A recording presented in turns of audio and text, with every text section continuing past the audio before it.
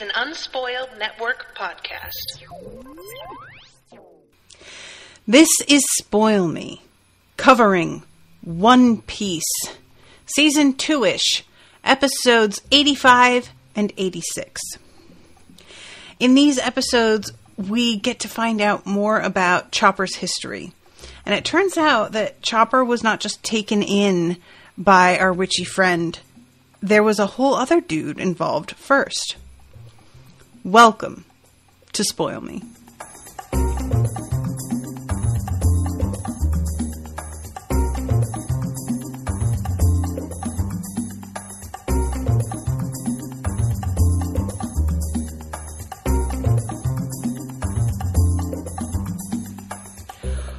Welcome to the show, everyone. I am Natasha. Thank you very much to Bernadette for commissioning this episode. So, Florian is saying, hey, party people. Okay, no party today. It's a sad party. I believe you are referring to the ruling that was recently made. For those who might be listening to this far in the future, Kyle Rittenhouse was acquitted.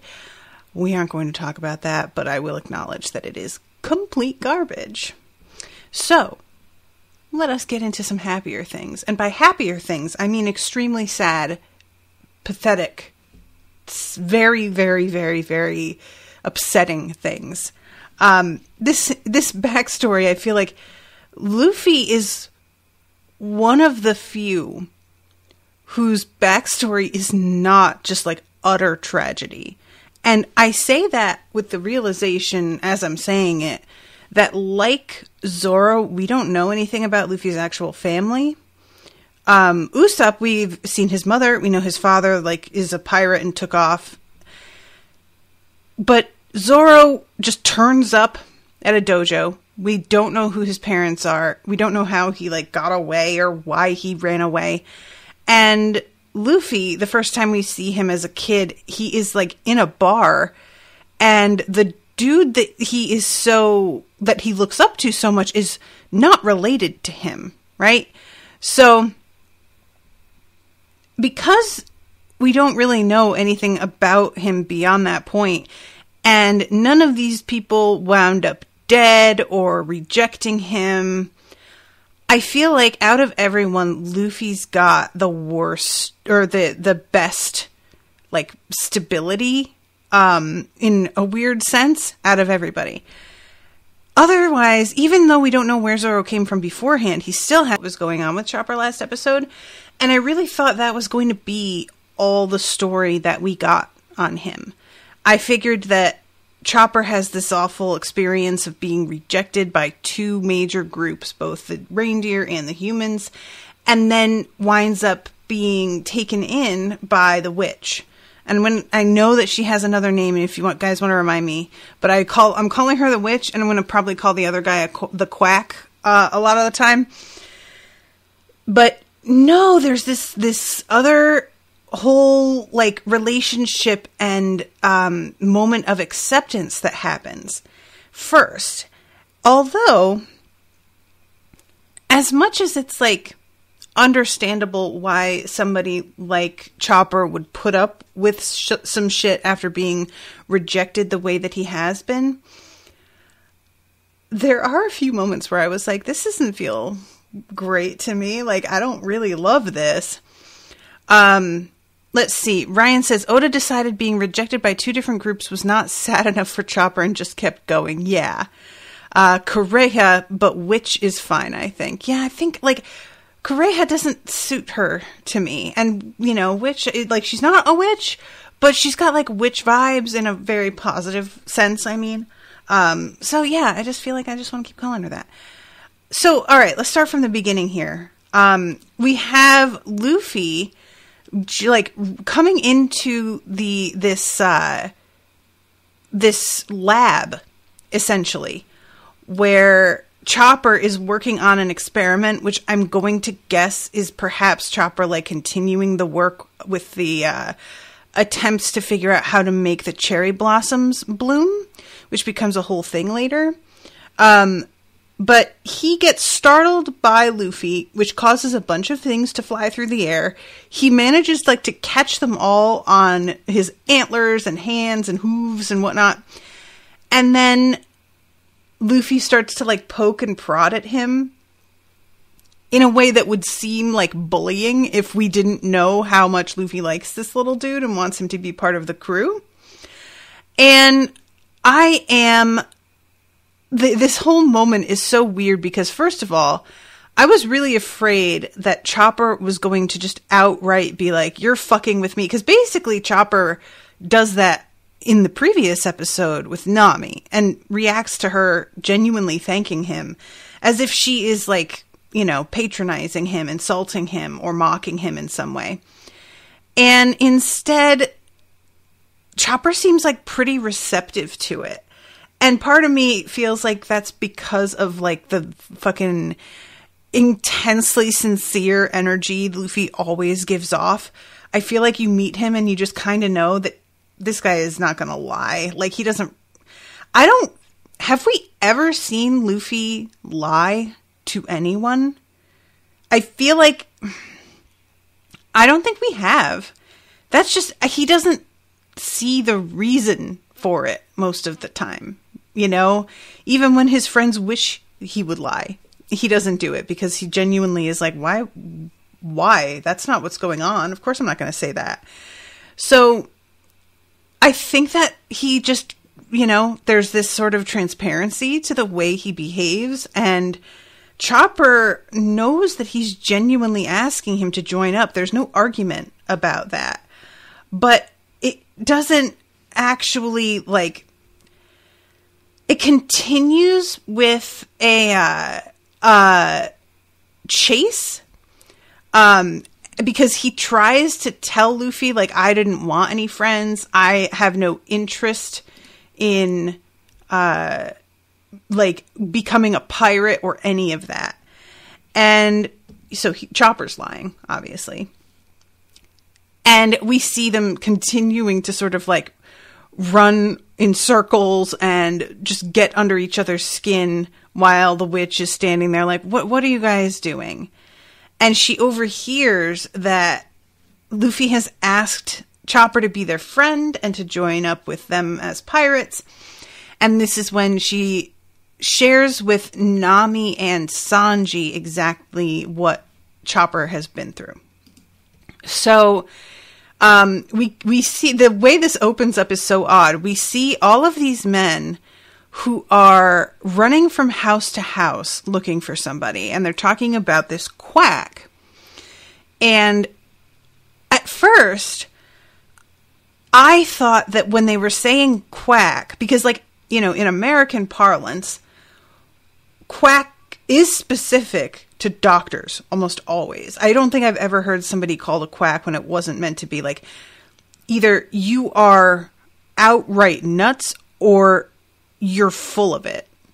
And mostly it's outright nuts, like you believe your shit works when it doesn't, which I thought that this dude was not going to be a doctor. So I was thinking, oh, okay, they're translating a word for like weirdo, in Japanese, and it's just translated oddly. But it turns out this guy is a doctor, allegedly. He's not, but he's like, he's pretending to be. And they are trying to find him because apparently he just goes like from house to house and forces treatment on people. And I just genuinely don't know what to make of what I'm supposed to think of this guy, because I feel like the way that he, oh, Demian just shared a link for I made a Who's That Guy Again reference sheet for you. Demian, this is really good. This is really good. I'm going to try and remember to share the link for this if you want to email this to me, that would be super helpful, actually. But yeah, I really enjoy this. I would like for people to see it. Thank you so much. I feel like we're supposed to be on the side of Hiruluk, Is that Hiriluk?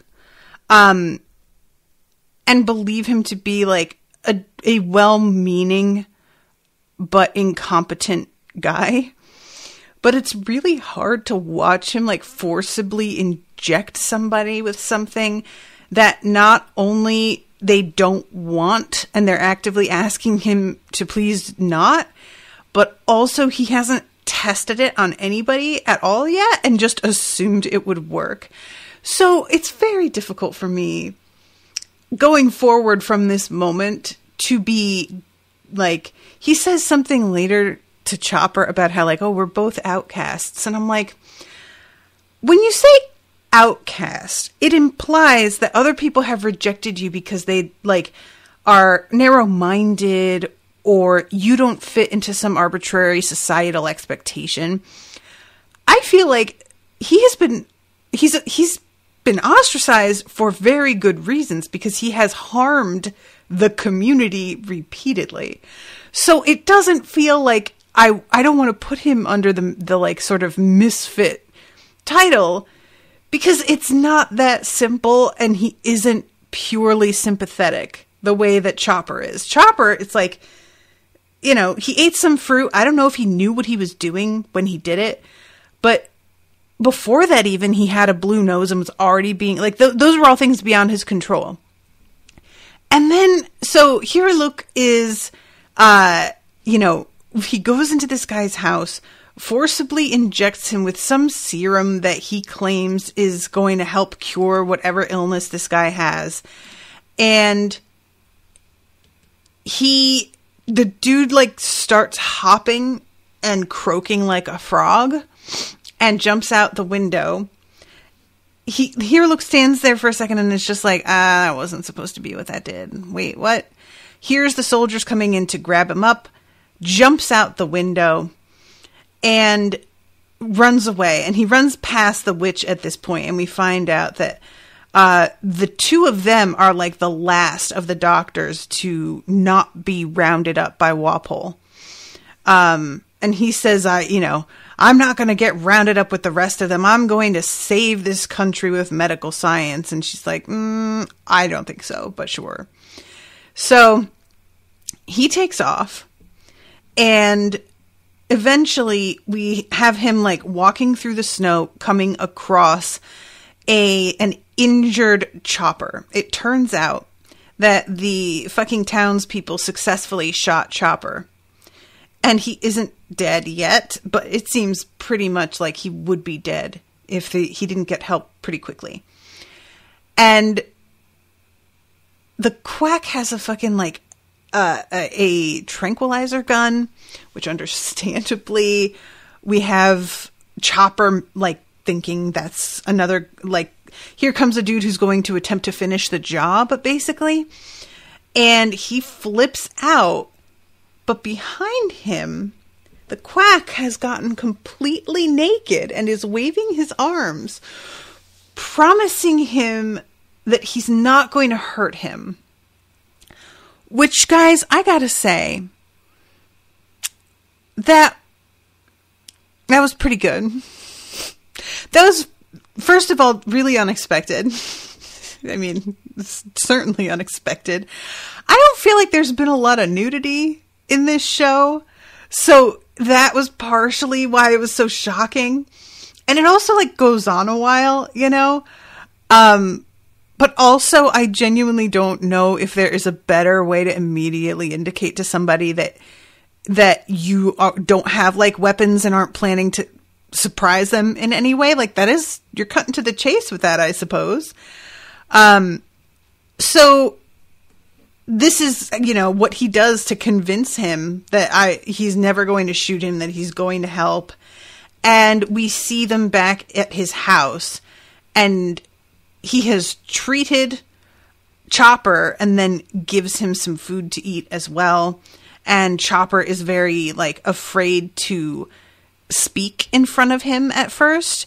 And once he finally does, the doctor is just like, why didn't you talk days ago? Like, what are you trying to hide that for?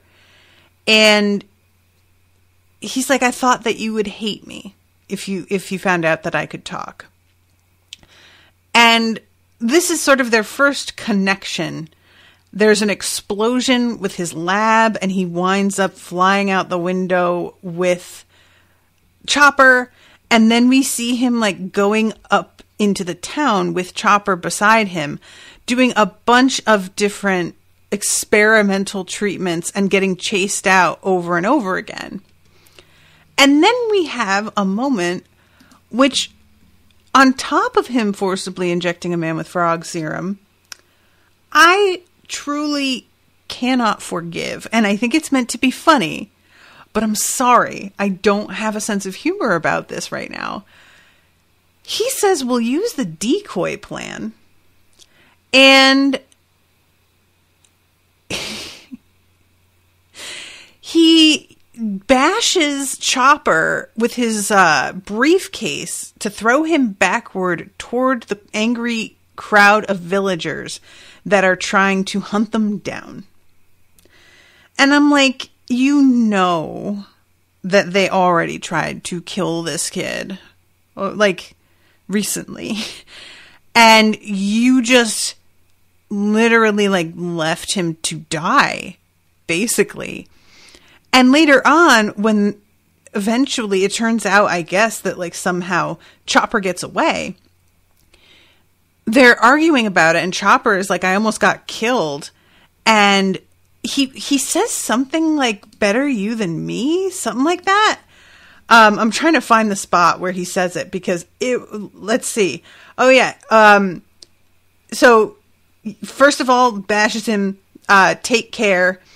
And then, you almost got me killed.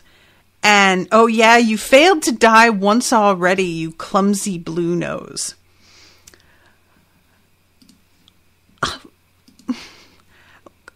Am I, like, do you guys like this guy? Because I don't like this guy. He sucks.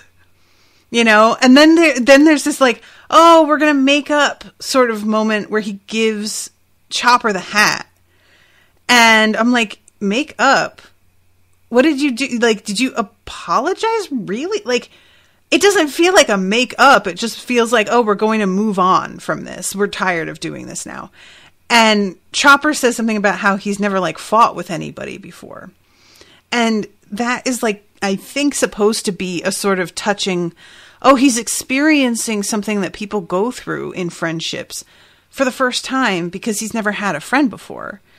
And I understand that's the intention, but because this guy sucks, this isn't them arguing about something that's really, like, petty and minor. This is him, you know, having, like, the guy attempted to sacrifice him to save himself. That's literally what happened. And it's treated as, like, this wacky, zany, like, oh, you too kind of moment. And I was like, no. So what it turns out, the whole deal with Hero Look is, and we don't actually get details on this. I don't know if y'all have, like, if I'm supposed to have put anything together, or if it's truly just supposed to be a mystery for right now. But he says something to the witch later about how cherry blossoms, like, turned him around from being a thug, and that he basically has, like, an entire like his whole perspective changes due to them, and doesn't explain what that is. And his whole life's work is dedicated to getting the cherry blossom trees to bloom on this island that is basically stuck in perpetual winter. And I'm really curious whether or not the cherry blossom tree bloom happened on the island to begin with, or did he run into that somewhere else and he wants to bring that here? Or was it, like, you know, a sort of miracle blooming, you know, that he came across on the island at some point, and it turned his life around because it shouldn't have been happening there. And he was like, it was so remarkable. I can't tell what exactly the deal is with this, but he is determined to fix the tree situation here. And I say fix with like quotes around it because they shouldn't bloom in this place that has like avalanches and snowstorms and whatnot. Like, even if you got them to bloom, it would freeze and die. I guess the point is supposed to be that he would figure out a way around that. I mean, I guess, but it's a hard thing for me to care about because, one, I don't know what happened with him, and he dies before we find out, so I'm sure we'll, like, discover it eventually another way. Maybe the witch will tell us, but because we're not actually hearing it from him, I'm kind of like, I don't care that much, and also, he sucks. He just does, you know? Like, and nothing about him wins me over in the next, like, there's some moments where we see a sort of montage of the two of them having these, like, fun moments together, almost like we're looking at a bunch of candid photos. But because the way this is set up, it doesn't really work because the candid photo shots are the ones that are fun.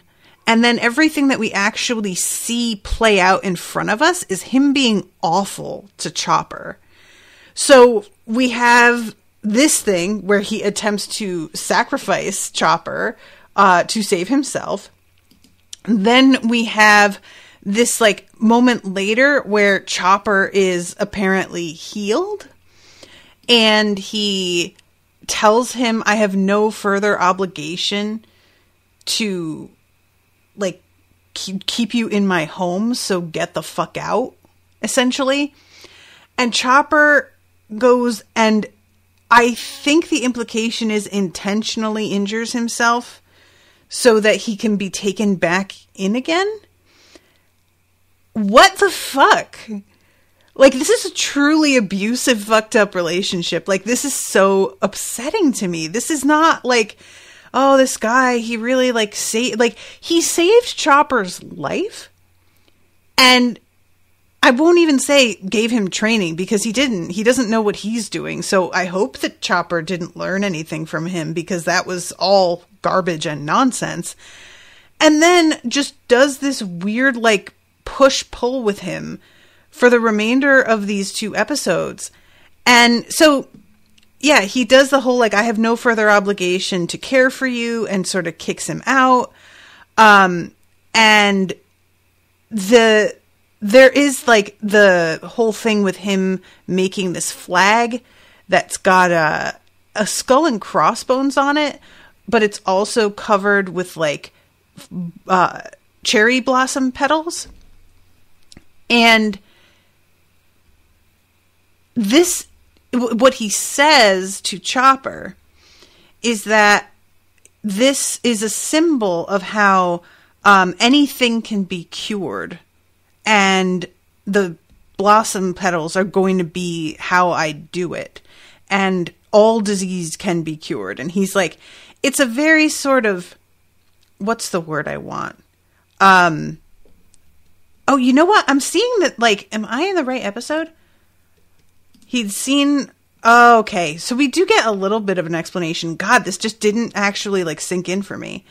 I don't know how I missed this, because I just watched these episodes. But yeah, he says, the citizens and the king suffer from a sickness of the heart. People would probably say that you can't treat a sick country. But that's not true. Once my invention is complete, this country will be saved. There used to be a master thief in a country in the far west. He had a serious heart disease. He went to see every possible skilled doctor and got treated by them, but no one was able to cure him. After being told he'd die, he passed by a mountain while frustrated and unsettled and saw a sight he had never seen in his life. And then we see the blossom petals fluttering by the screen. Guys,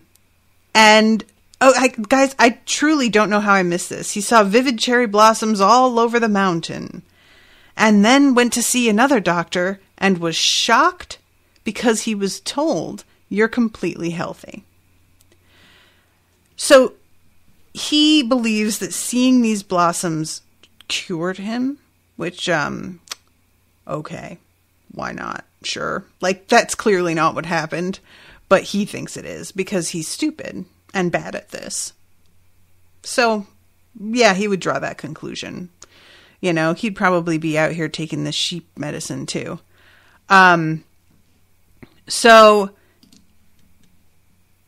yeah, this story, like, he's explaining exactly what his whole mission is here.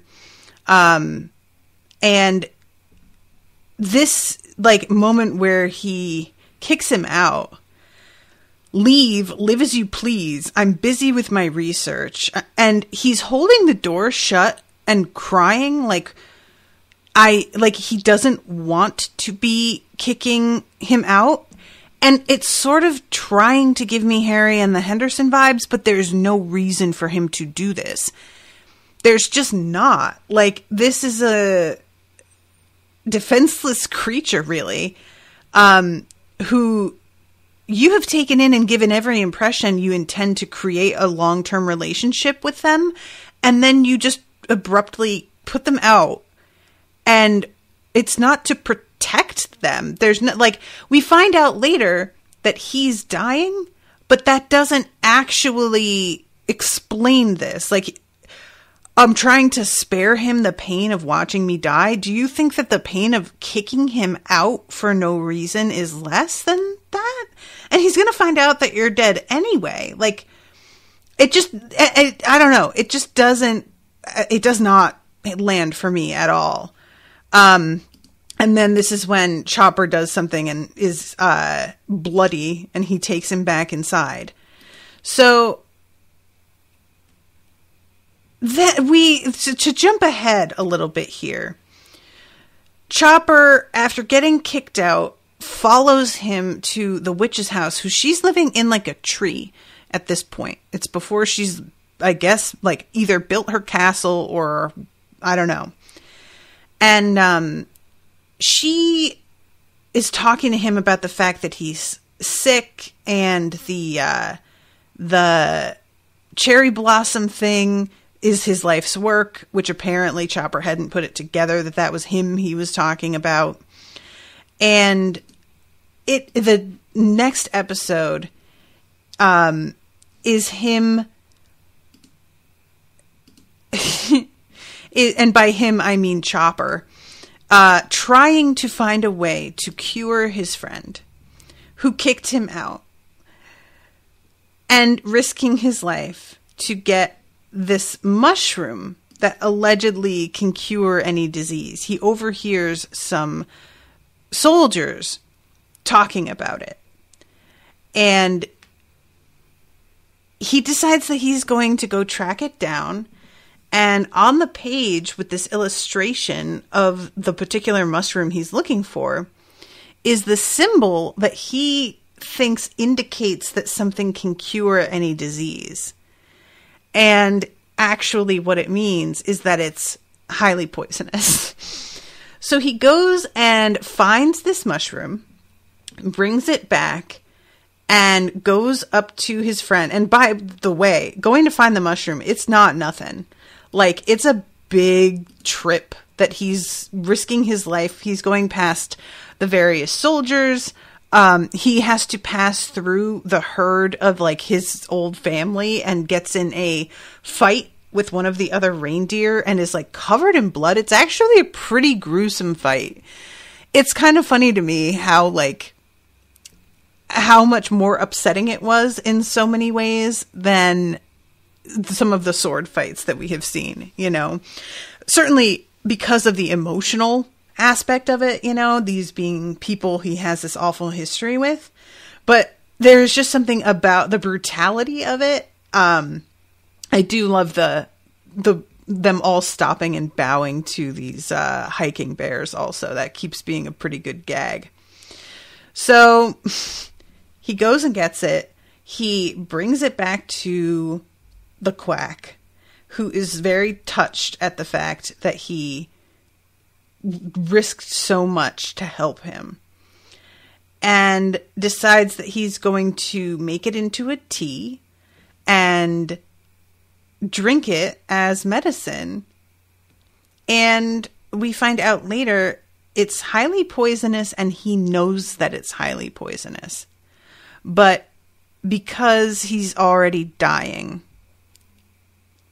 it doesn't matter. He's going to, sort of continue this delusion. So there's this whole thing going on at the same time as all of this,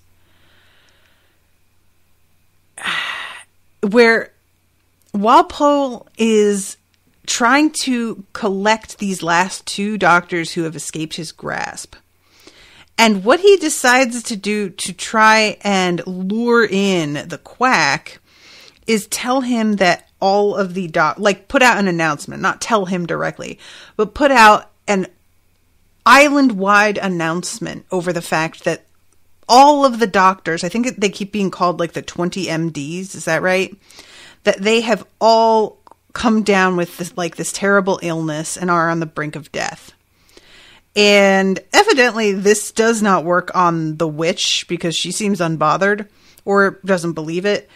But he definitely falls for it and thinks that he can find that now that he has finally succeeded in his, there's a reaction that he gets in his chemistry lab that to him is an indicator he's finally landed on the thing that will make the cherry blossom trees bloom. I don't know if that's true. I don't trust this guy's judgment in general, so I'm going to say not true. But I don't know how this show wants to handle that, so we'll see. So he goes out there to, risk his life in order to try and save all of these MDs that their country desperately needs, and sees that they're actually fine. They're all in a row outside the castle, so that when he walks up, it's this big line of doctors who they all have their hands up with their gloves on as if they are about to go into surgery and just wash their hands. It's sort of weird. And instead of being angry at being tricked, he's just really relieved that they're not actually sick, which I did appreciate. That's a good attitude to have, overall, especially considering he already knows he's dying. So it's not I risked everything for no reason. It's more I risked what I had left and I didn't need to, but it was going to be taken anyway, so may as well. And before he leaves to go on to this little mission, he goes to see the witch and requests her help with training Chopper. And she really does not want to help him. She is insulted that he would even ask. And I love when he's so excited about this dust that he has created. And he's this is a product of 30 years of work. And she's wow, so you wasted 30 years. That sucks for you. Oh, well. And then he bows on the floor in front of her and is I need you to teach Chopper. He's a good guy with a kind heart and risked his life to make medicine for me. Please help him become a doctor. And she fucking absolutely will not do it. She's just I'm not only not going to, but I am just really disgusted that you would ask me, and you seem to think that because you're dying, I'm going to be a soft touch on this. And that's not how I work, and I thought you knew that. And she kicks him out on his ass. And he gets kicked out, but he smiles to himself and is just yeah, but I know how you're going to be. So this is when she goes over to his place and is talking about him being ill and finds out what the mushroom is that Chopper gave to the doctor. And here comes another moment of me just being can everybody just chill the fuck out a little bit? Because she sees the mushroom that Chopper's holding up, and she just fucking punches him in the face. And then when he tries to like sit up and be like, what was that for? She just kicks him. And I was just like, what, guys, why? Like it's just so, there's so much meanness in these 2 episodes. And it's just a really weird situation where I'm like supposed to be on their side and grateful that they took him in, but also watch them be like incredibly unfair and mistreat him right away. And like, you know, okay, he brought a poisonous mushroom, but the doctor knew that and chose to eat it. It's not like, oh, I mixed up a medicine for him without telling him what was in it and fed him poison without his knowledge when he thought it was going to cure him. This is, I mistakenly brought back an ingredient that he knew wouldn't work, and he decided to engage with that as if it were true to save my feelings. And that was his choice, you know? This is not Chopper's fault. He just did the best that he could. And the quack went with it because he knew he was dying anyway, and apparently was just like, I guess I'll die now. That's fine. And she just keeps yelling at Chopper throughout this scene, keeps just being like, what the hell is wrong with you? I can't believe you did this. You ruined everything. Like, and Chopper is sobbing, crying on the floor. It was really awful, you guys. I just like, why is everybody so shitty to Chopper? This makes me very much want Chopper on Luffy's crew, because I don't think anybody is going to be like this to him. And it's so much like, it's a combo of awful things, with Chopper being so small that he looks like he's a child, and also an animal. So it's like there's a combo of like child beating and beating an animal that is just like, neither of those things is cool. And putting them together makes it seem so much more mean-spirited and unnecessary. Florian says, kind of abusive, but he never wanted Chopper. Like, it is not mean-spirited. He did it because he was about to die. Not great, but yeah. I mean, it is mean-spirited. Like, I take exception to saying, oh, he didn't want Chopper, so it doesn't, like, it's not mean that he kicked Chopper behind him so that he would be gripped up by the same townspeople that you just saved him from getting killed by, because you saw him on the ground with gunshot wounds from these people. So you know very well the reaction they're going to have to him, and you're just like, yeah, that's fine. Like, yeah, that's definitely mean-spirited. I don't know. This whole thing is, it just goes on for so long too. Him getting like kicked around and beaten up by the witch, and her yelling at him.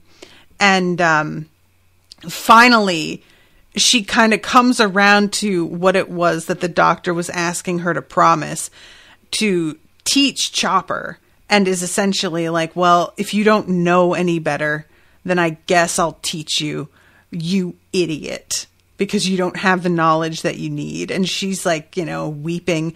I should mention too that it looks like she has a wedding ring on, which I thought was sort of like surprising. I don't know if there is supposed to be a backstory with that, or if it's important at all, but I definitely noticed it. And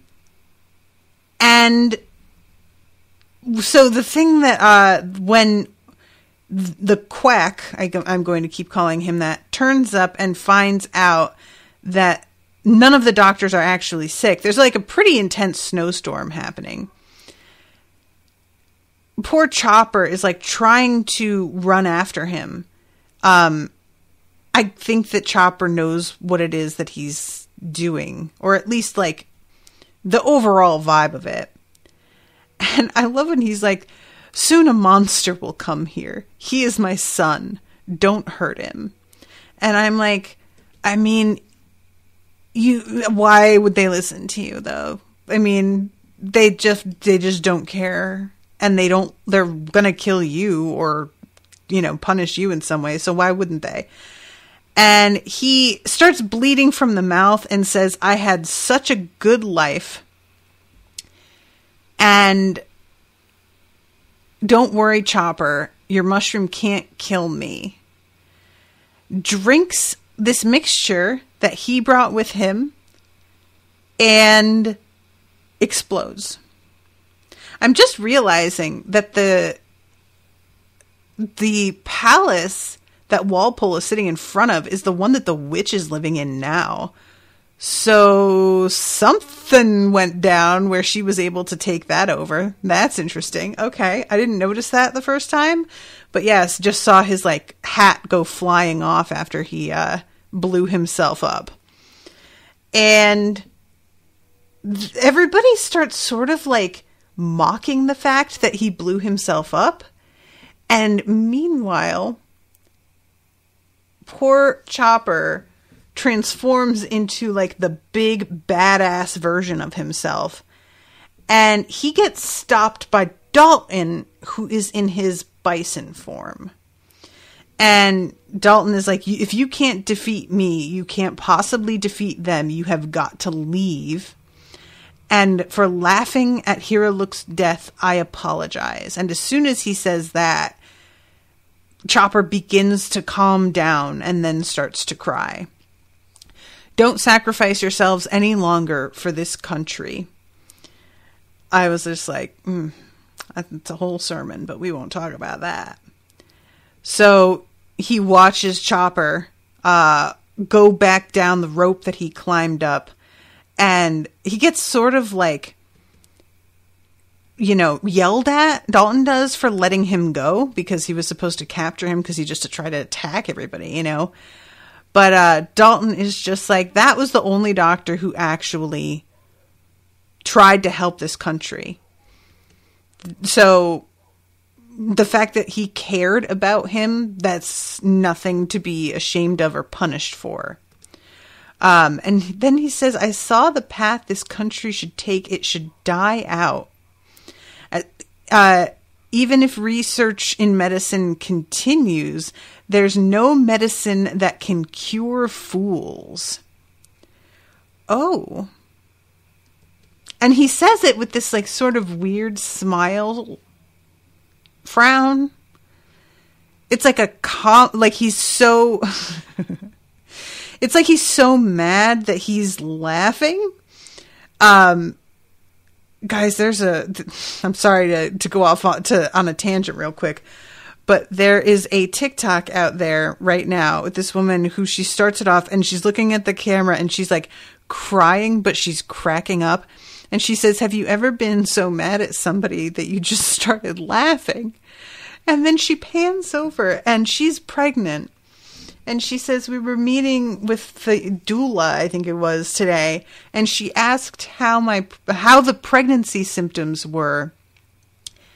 And Ben, tell them what you said. And Ben said, I told her that my feet hurt. And she just like looks at the camera. And she's like continuing to like laugh, but like there are tears. And he's like, he says, why are you crying? And she says, I just want to wring your neck. And he tries to explain by saying, well, it's just since you've gotten pregnant, you've been having me do a lot more stuff. So I'm on my feet more. So my feet hurt. And I'm like, dude, you need to stop talking or she will kill you. That is a man who doesn't realize that he is on the brink of death and he needs to just shut the fuck up. But anyway, that was like one of the few times where I have seen this kind of like angry laughing face. Like it truly like an anime face that she had going on. And when I saw this guy doing that, I was immediately reminded of that. So the king just is like, all right, well, I let you talk and you've made me really angry. And it cuts away as soon as he says that. So I'm assuming that there's going to be a whole thing with Dalton that we'll find out about. I don't know if they're going to have had a fight or what, but, and when we cut back to Chopper, he's got that big flag that with the skull and crossbones and the flower petals floating across it. And he says, teach me to be a doctor. I'll become the all-purpose medicine. I'll become a doctor who can cure everything. I'll even cure a country, because there's no disease in this world that can't be cured. And admirable sentiment. It doesn't feel like a fair thing to get this little one to believe.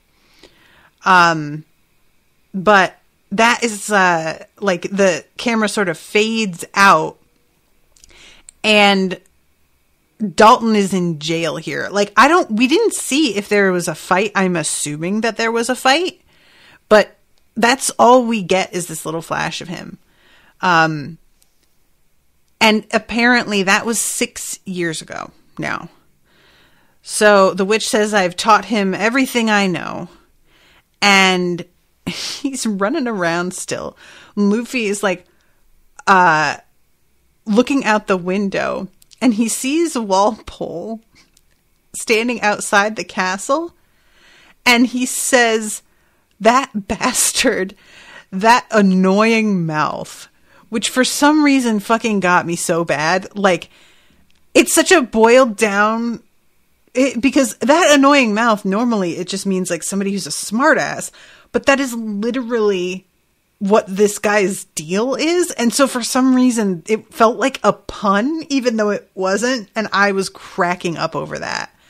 Demian says, we already know what went down with the castle. Walpole ran away and Korea took the place over. Oh, I forgot that he just took off. Right. He was gone an entire year. So she just took, honestly, that is some great energy from her. She's like, oh, he left? I mean, I guess I may as well move out of my treehouse and into this fucking castle. It's kind of wild that nobody else apparently thought to do that, but it's not exactly a convenient location. So I guess I understand why everybody was just like, I'm good. I forgot about that. Thank you, Demian. So,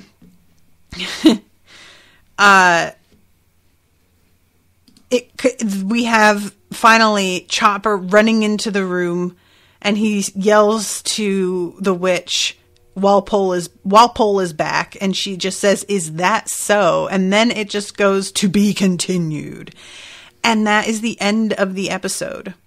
And it was just a weird ending for me. The next episode of coverage, I'm going to be watching 3 episodes. So I don't know if the entire arc for this island is going to be over by then.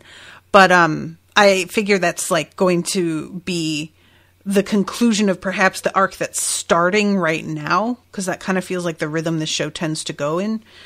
But yeah, I just like this was such a weird episode, because like every other tragic backstory I have felt like was pretty effective, even though with Nami's situation, for example, Belmer, I was like, you didn't have to tell them the truth and then you could have survived. But I get what they were going for there, you know. They all worked, but this one, it was like, it certainly works as a tragic backstory for Chopper himself, because he has just been fucking abused by like everybody. But it doesn't throw the people who have helped him into a great light, you know? It just feels like he had to settle for being treated this way because nobody else wanted to deal with him, and he knew that and had nowhere else to go. And yeah, again, that just feels really like gross.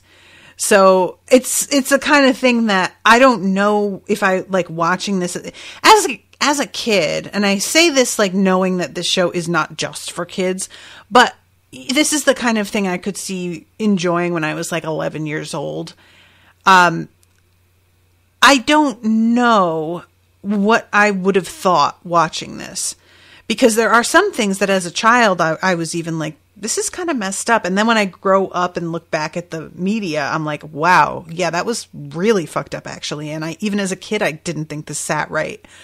But I wonder if as a kid I would, because there's a lot of stories out there with like a sort of abandoned child as like the central character. And then they get taken in by somebody who's like tough love. And so they get kind of mistreated, but it's all to allegedly help out their finished product of being a grown person who can take care of themselves kind of thing. And it is like a sort of problematic trope, but it can be done in such a way that you feel genuine affection for the person. Then there are ones like, I don't know if you guys have seen Daredevil on Netflix, but he has an old mentor named Stick, who is a real like asshole. And even though he does help make him who he is today, clearly Matt Murdock is not a fan and doesn't like, he, for many reasons, kind of wishes that he had never met this guy. And I kind of feel like with this, if it had been explained a little bit, like not even explained, because I don't feel like the premise works, that I want to kick this poor little defenseless reindeer out onto the street because I'm dying and it's best for him. There's no reason to think that's true. There's no danger to him staying with you. And there's no reason to keep it a secret that you're sick. Like everything about the way that was going down with Harry and the Hendersons, it's like, I'm going to force you to leave because you just don't belong with our family. You belong in a whole different world. And even though it hurts us to say goodbye to you because we love you, we're doing this because it's what's best for you in the long run, and you will see that eventually. But this poor little guy doesn't have anywhere else to go. You know, it's not like he's saying, he just literally like tells him, go to the sea and talk to pirates, and shoots at him to try and get him to run away. Like, there's no reason for it. I didn't really get it. Florian says, since we have some time, what do you think their categories for devil fruits are? We have kind of seen them all. No spoilers. It never is explained in the story, to be honest. Okay, so we've got the fruit that turns you human and then a fruit that turns you into an animal. So, okay, we can just say that there's general like animal trait fruits out there. We've got Chop Chop and Gum Gum and Wax Wax, which basically affect your body. Chop Chop and Gum Gum feel different though. Like the wax thing, it makes your body secrete. I'm going to use that horrible word. A substance, which feels different. Chop Chop and Gum Gum, it's like your actual body can be manipulated and changed. So I feel like the wax thing might be slightly different. I feel like the Kilo fruit could fall under the same heading as like the Chop Chop and Gum Gum fruits. And maybe the Wax Wax fruit falls under the same heading as, what's the name of the one that Mr. Five ate? Was it like Boom Boom fruit? Something like that? Because that makes like the secretions of your body change and do something weird. I'm trying to think what else we've seen. We have like Captain Smoker, which I think falls under, because he makes the smoke, or no, because he smokes cigars. So it doesn't seem like he makes the smoke. It seems like he has to produce the smoke from an external source, and then he can manipulate it, unless I'm remembering that incorrectly. I might have that wrong, but I don't know, because it was sort of an odd thing when you would watch it happen. He would be smoking, but then all of a sudden there would be like way more smoke than had been happening just out of the cigar. So it sort of seemed like he produced smoke out of nothing, but it might have been like he has to have a source of smoke initially, and then he can multiply it somehow. Yeah, so I feel like that does fall under the same sort of heading. Bomb fruit for 5. Okay, thank you, Florian. Smoker was made, Demian says. I'm assuming that's a typo and you mean smoke was made, like he was able to make it out of his body. Florian says he can turn into smoke also. Oh, I forgot. Right. So that's another actual substantial change to your body. Yeah, other than those three, though, I'm sure I'm missing something. Who else have we seen that had eaten devil fruits? Because I know there were more than that, and I'm just like failing to think of them right now. But yeah, it seems like we can affect your body. We can affect something that comes out of your body, or you can eat something that turns you into a sort of weird animal creature, like a version of an animal. And again, we haven't come across anybody who has the same devil fruit power as anyone else.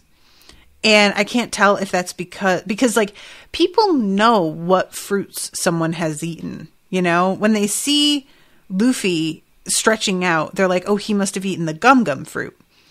And I can't tell if that's because there are only so many devil fruits and they're well known and there's more than one of them and they all look the same and people know what they are when they eat them. Or if there's 30 devil fruits total and every single one of them does a different thing. Or if it's supposed to be just sort of randomly generated. I don't know. Let's see.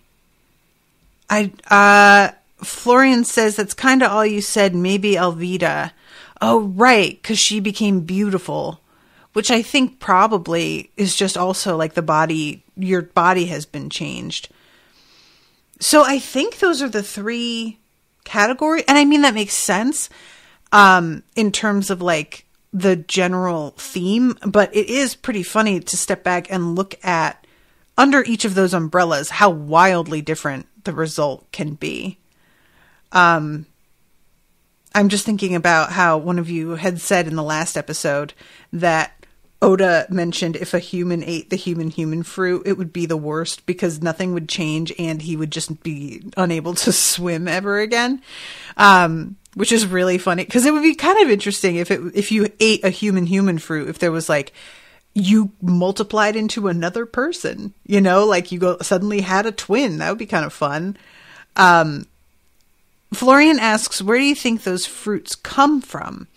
I don't know. That's also been sort of a question for me because like there are so many more people who have eaten them in the Grand Line. So they're clearly from an island here somewhere, but I keep thinking that they're like all grouped together. Like there's an island and there's just devil fruits growing all over it. And I don't know at all that's true. Like there may be like a segment of 30 islands and different devil fruits grow on each island. Excuse me. So yeah, and again, I'm sort of saying devil fruits grow as if they're a naturally occurring fruit in the wild. And that may not actually be true. They may be something that somebody with like power is producing or the result of some weird curse or I don't know. Yeah, there's just so much that is unknown. And I'd be really interested because of the fact that I don't know if more than one person can have the same power. Like watching Luffy go up against somebody else who ate the gum fruit. It would be really wild to see how that was handled. And it could go in one of two directions. Either they have the exact same power as Luffy, but because the gum fruit only does one thing, or you can eat the same fruit as somebody else, but the power will manifest slightly differently for you than it did for them. And I don't even know how that would work, you know, for a different alternative to the gum fruit. But there's just a lot of potential here, and there's no clues right now as to how that's going to be handled at all. Except for like the fact that we're getting closer to wherever they come from because we're just running into more and more people who have eaten them. So yeah, I don't know. I do kind of want our friends to all like eat them and get powered up, but I also don't want all of them to be unable to swim. So I guess I take that back. They're pirates. That would be bad. Yeah. Anyway, all right. I'm going to wrap up. And sorry if I was a downer on this episode because I just did not like these people at all. But what can you do? It's not always going to work for you. I still like Chopper. Chopper's a delight. I just, feel bad for him. And yeah, reminder that there's going to be a wait between this and the next episode because I will be going on vacation. So you won't see me for several weeks, up to a month. I don't really know how that timing shakes out, but I appreciate all of your support, and I really appreciate Bernadette for commissioning this episode and you guys for coming out here, chatting with me, and making spreadsheets for me of who the characters are because it's super helpful. All right, everybody, until next time, toodaloo, motherfuckers.